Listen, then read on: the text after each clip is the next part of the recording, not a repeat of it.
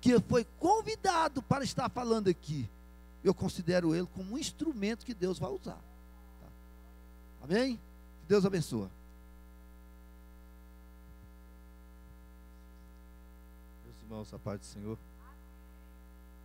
Estamos aqui mais uma vez na presença de Deus e com bastante alegria. Passei uma semana meio adoentado e nem falei para o pastor Ismael. No domingo ele me ligou, eu tinha chegado do plantão. Domingo, eu trabalhei no sábado. Ele falou: o senhor vai dirigir o culto. E eu estava tanta febre, eu falei: não, pastor, eu vou descansar. Mas só que quando o senhor desligou o telefone, eu veio na cabeça: oh meu Deus, eu não podia fazer isso. Mas eu vou ficar com vergonha se eu for lá e assistir o culto. Ele vai achar que eu menosprezei ele. Mas Deus foi tão bom, pastor, que passou 10 minutinhos, o pastor Marcos lá do Goiânia 2 me liga: ó, vem pregar. Eu falei: ô rapaz, eu dispensei de ajudar o pastor Ismael lá hoje na igreja. Ele falou: não, mas vem para cá hoje. E eu fui lá, tá? E porque a gente, quando Deus nos chama, não podemos dispensar, né? E eu fiquei assim meio triste por não ter falado com o senhor que viria. Mas estamos felizes que Deus tem nos guardado. Eu fico meio apreensivo porque me alegre, porque o que eu ia falar já falaram tudo aqui nesta manhã, né? Não haveria necessidade, mas foi me dada a oportunidade para comentar um pouquinho da Bíblia. Eu que sou frequentador de carteirinha de cultos de libertação. Eu, desde jovem, meu tempo atrás na igreja, eu sempre fui frequentador dos cultos de libertação. Nós tínhamos ali na cidade de Santa Maria, perto do Gama, ali no DF, uma igreja. Geralmente nas quinta-feira à tarde, era 400, 500 pessoas, lotava a igreja. O pastor fez uma coisa para chamar a atenção das pessoas, porque a igreja dava uma sopa depois da tarde de libertação. E vi muitas pessoas que precisavam se alimentar e ouviam a palavra e acabavam aceitando Jesus, e a igreja encheu. Seria possível fazer isso aqui, né? Talvez nós pudéssemos formar aqui um grupo, fazer uma sopa para dar almoço para as pessoas que passam aqui no sábado com vontade de almoçar. E talvez seria uma boa, né? No Ceasa compraria mais barato. E Deus sempre tem nos honrado. A leitura que vou ler, se você puder abrir sua Bíblia, em Provérbios, capítulo 24, somente o versículo 10. Provérbios 24, 10.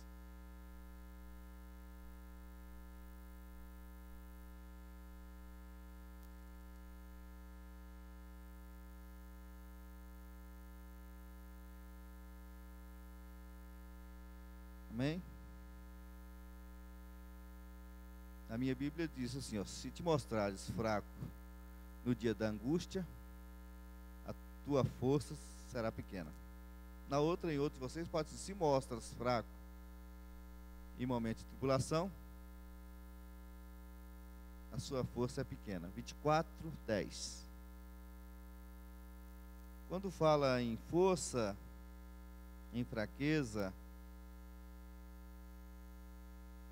em dificuldades,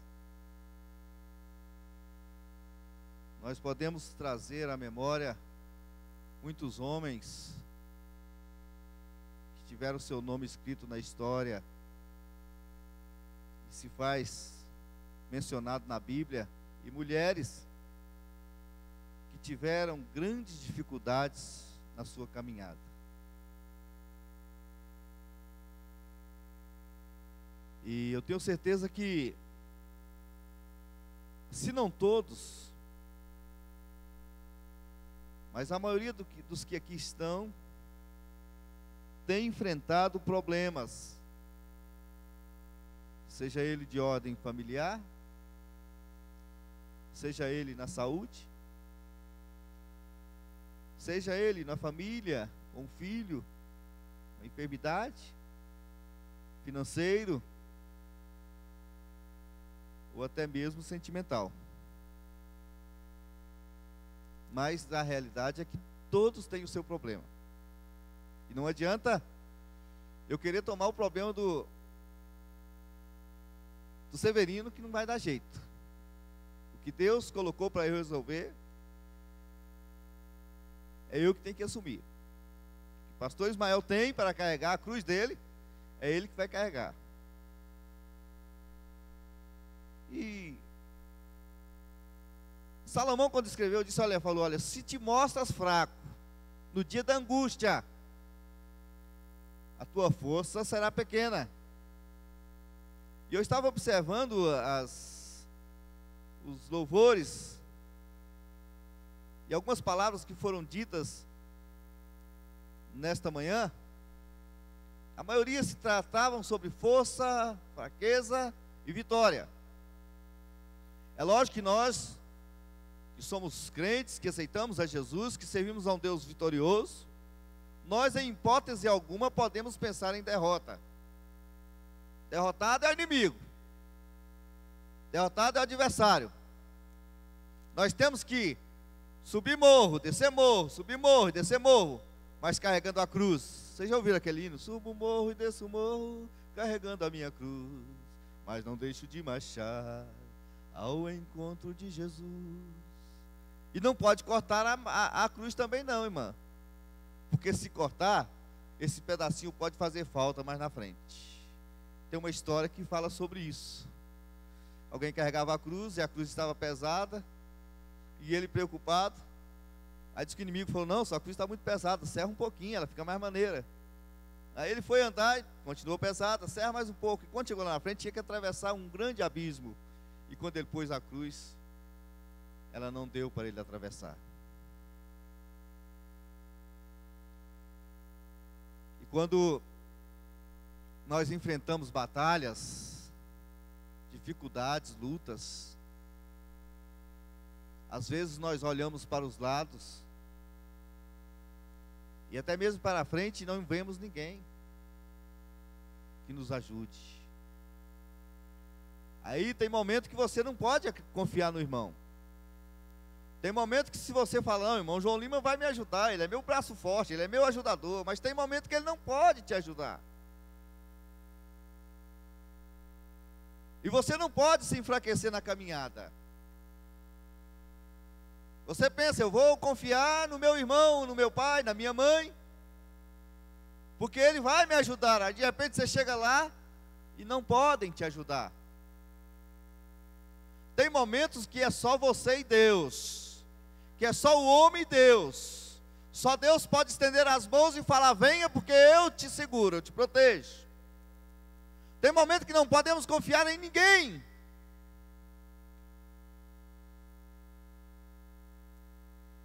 Quando eu vejo esse texto, eu me lembro que o Senhor sempre fala, olha, esforça-te, tem de bom ânimo. O Senhor sempre fala, olha, levanta. E eu me lembro que lá em Malaquias, no capítulo 2, pastor, versículo 10, Deus fala assim com o povo, olha, levantai-vos e andai, porque não é aqui o vosso descanso. Deus está mandando levantar e andar. Levantar e andar.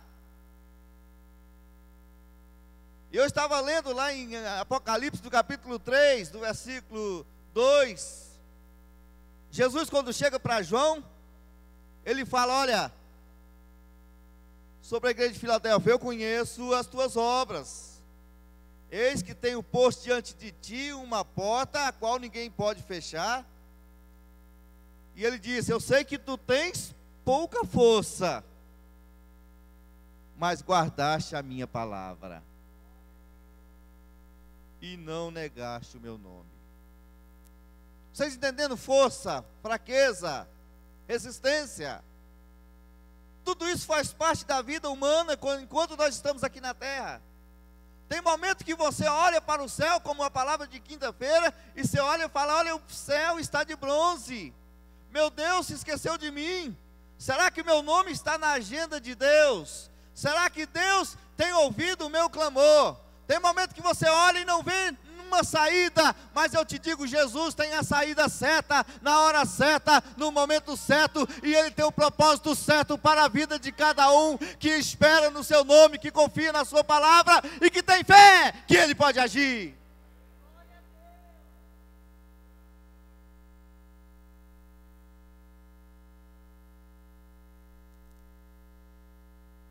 Mostrar fraco no dia da angústia. Tem dia que a enfermidade nos ataca. Tem dia que as decepções da vida nos sufoca. Tem dia que as tristezas da vida nos faz cair o semblante. Tem momento, irmãos, que muita gente até pensa em desistir. Não. Esse não é o Deus que eu sirvo, não.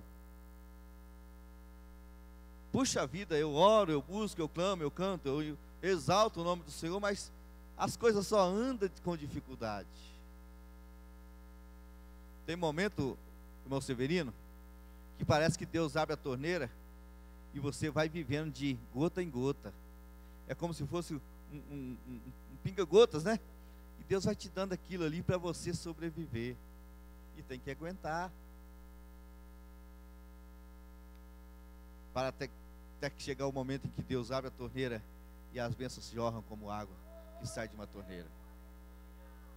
E eu, estudando a história de Jacó, esse homem que teve que sair da família, do seu familiar para a terra de seus pais, porque se ele ficasse, o irmão matava. A situação dele estava difícil, porque ele tinha enganado o pai. E Abraão tinha que ir para um lugar. E ele caminhou durante o dia. E à noite ele se cansou e deitou e pôs uma pedra como travesseiro. E os irmãos sabem a história. E ele sonhou e viu uma escada que subia. E anjos desciam e subiam dos céus naquela escada. Aquilo ali mostrava que Deus estava com ele. Ele fez um concerto com Deus ali e Deus prometeu vitórias. Mas ele teve que ir para Padã-Arã, ou seja, para Padã-Arã, na casa de Labão, seu tio. E vocês acham que a história, que a vida de Jacó foi boa naquele lugar? Nos primeiros dias pode ser tranquilo, é meu sobrinho, tão bonitinho, está aqui. E ele vai e se encanta com Raquel, e ele faz uma proposta. O tio dele fala: olha, você tem trabalhado para mim, você tem dado seu suor, você tem passado noites cuidando dos meus animais, o que você quer em troca? Ele fala: olha, eu quero casar com a Raquel, era mais bonitinha, mas ela era mais nova, eu quero casar, eu quero essa Raquel como minha esposa. E ele fez uma proposta: olha, tu trabalhas para mim, tu trabalhas 7 anos para casar com essa moça. Topou? Jacó topou. Trabalhou 7 anos. E nos dias que findavam os 7 anos, ele estava alegre, imaginando ele que podia ter aquela amada como sua esposa. Mas foi enganado, assim como ele enganou lá no passado. Como ele enganou o irmão, o pai, foi enganado pelo seu tio. Ao titi deu a mais velha, talvez não tão bonita, né? Mas pastor, eu acho que é o único homem que casou 2 vezes na semana, não foi? Eu estava lendo no rodapé da Bíblia, disseram, o autor disse que ele casou 2 vezes na semana. Deu a Bila, passou uma semana, casou com a Raquel, mas ele teve que trabalhar mais 7 anos ainda depois, para pagar o dote da Raquel. Imagine, irmão, se Jacó chuta o balde. Não é, irmão João Lima? Ah, fui enganado, não quero mais saber disso aqui não, vou voltar lá para minha terra. Tem coisas que nós não entendemos o agir de Deus, mas Deus às vezes trabalha na nossa vida para mostrar que Ele está no controle, e que talvez você, se fosse agir da tua vontade, você não chegaria ao determinado fim que Deus quer para a sua vida. Quem sabe você está sofrendo hoje, passando por luta, mas Deus está lá do céu olhando e falando: olha, eu vou honrar aquele meu servo, porque ele tem sido fiel, ele está na minha casa, ele tem orado, ele tem buscado, ele tem me pedido, ele tem me implorado, eu vou abrir as portas e vou dar a vitória que ele tem pedido.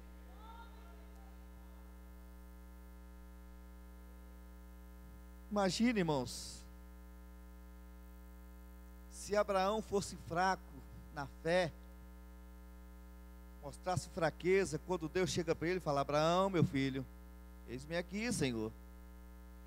Você é um homem bom, trabalhador, tem honrado, mas tem uma coisa que eu quero de você. Eu cumpri uma promessa contigo, agora eu quero que você cumpra uma promessa comigo. Imagine que Abraão falou: eis-me aqui, Senhor. Abraão, pega lá o seu filho, o seu único filho, e oferece o holocausto a mim. Ai, já pensou se Abraão tivesse fraquejado, irmão? Senhor, essa voz é de Deus mesmo? Essa voz é de Deus mesmo? Mas ele foi obediente. Eu estava pensando, a gente fala assim, prega tanto de Abraão, como que fosse uma coisa tão fácil, mas foi difícil, irmão. Isso ali foi só para quem tem fé. Né, irmã Latinha?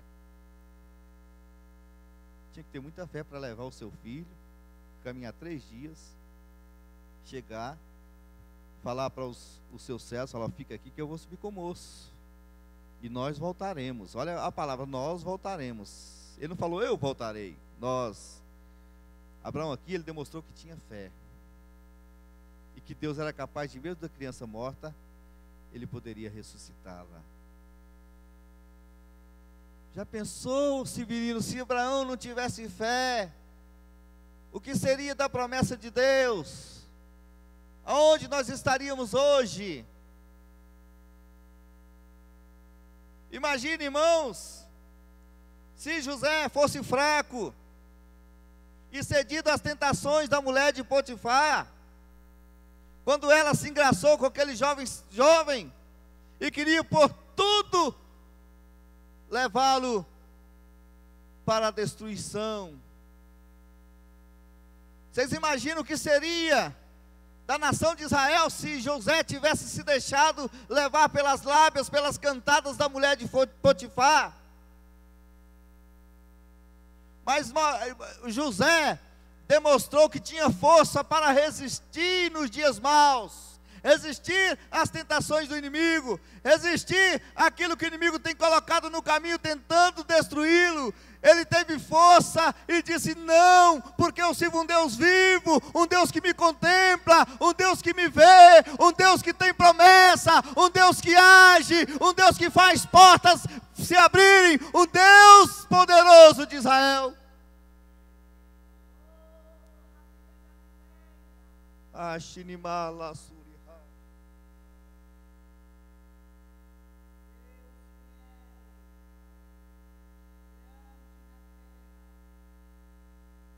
Imagina, pastor, se José tivesse cedido, ninguém estava vendo.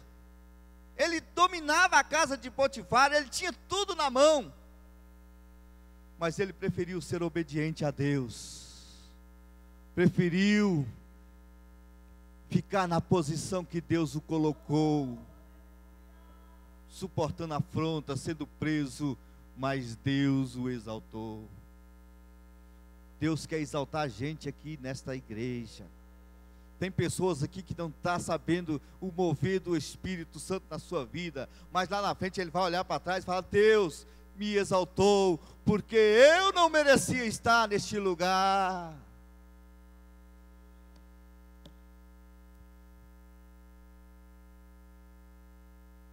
Se Moisés tivesse se mostrado fraco, quando Deus encontra-se com ele lá no monte, e Moisés cuidando das ovelhas do sogro Jetro,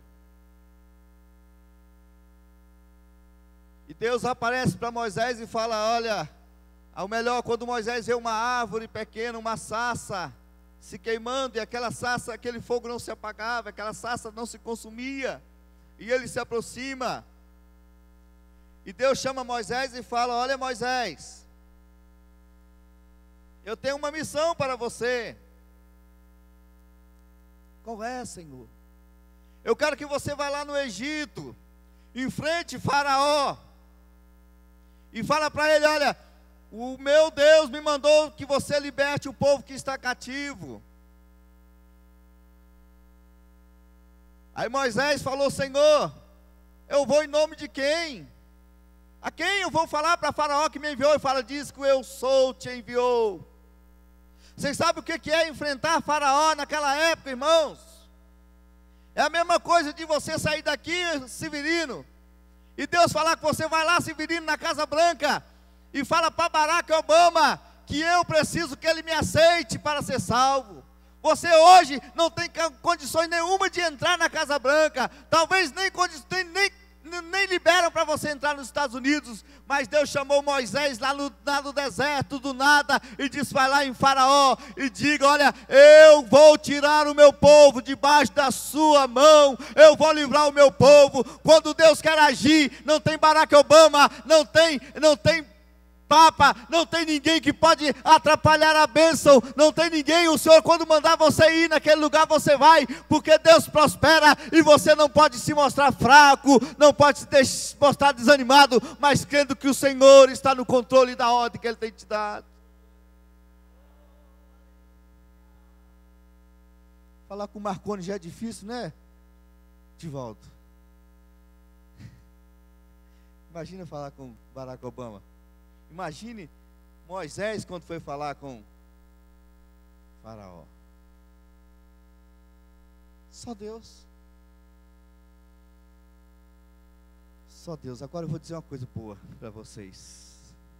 É difícil, Maletinha, falar com Barack Obama. É difícil falar com Dilma Rousseff. É quase impossível.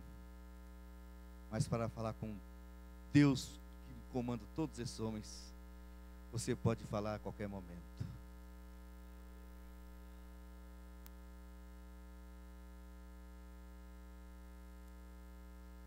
E se Josué, irmãos, se mostrasse fraco ou medroso, quando ele atravessa o Jordão, o problema já começa ali no Jordão. O Jordão estava em época de cheia. Israel tinha que atravessar o Jordão. O povo que ia tomar posse da terra não era o mesmo que atravessou o Mar Vermelho. Só tinha ali Caleb, Josué e Moisés. E agora, pastor, Jordão, cheia, né? Conversei com você um dia. Deus já começou a punir as nações ali, não foi?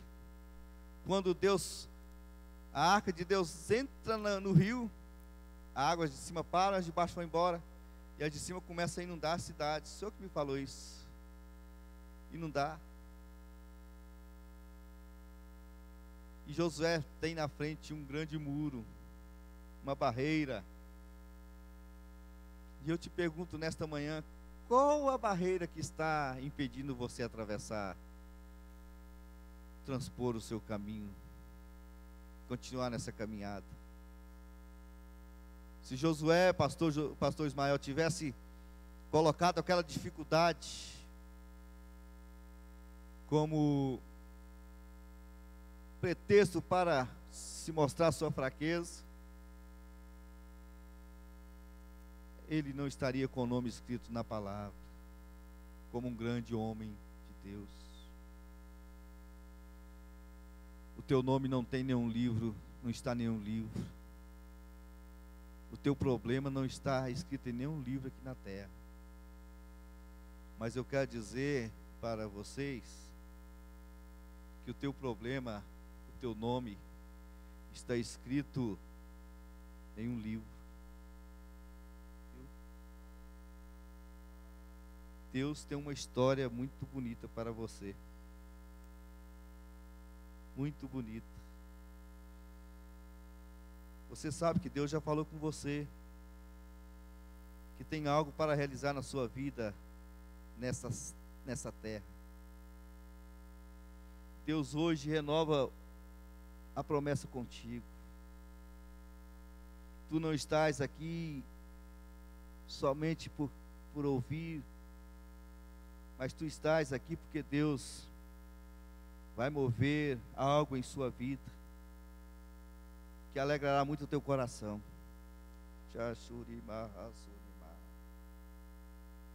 Deus vai abrir uma porta. Você às vezes fala: Senhor, de onde? Mas vai surgir. Porque Deus fala assim: olha, eu faço o impossível. Eu tenho o controle na minha mão. A tua vida eu cuido.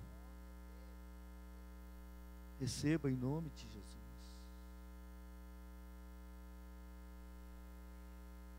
Você sabe o que é, né? Se Deus falar não, né? Sabe o que é, né? Deus já te falou? Então não vou falar não, deixa só para você.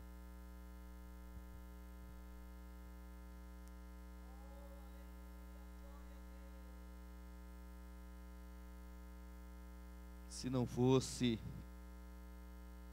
Deus nas nossas vidas, irmãos, onde nós estaríamos?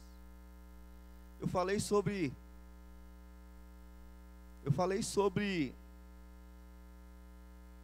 sermos fortes, mas tem consequência também para aqueles que foram fracos na fé. A Bíblia relata. E eu coloquei aqui consequência de 2 ou 3 pessoas. Eu vou começar lá do Velho Testamento.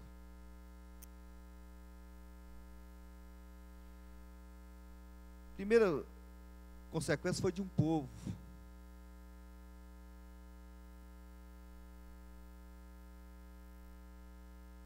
Ou melhor, de uma mulher. E essa mulher era a mulher de Ló. Os anjos chegam e falam: Ló, a cidade vai destruir amanhã. Sai com a sua família. E a palavra foi: sai. Não foi? Deus estava apressando: sai. E a Bíblia diz que a mulher de Ló olhou para trás. Ela não teve força. Olha a consequência.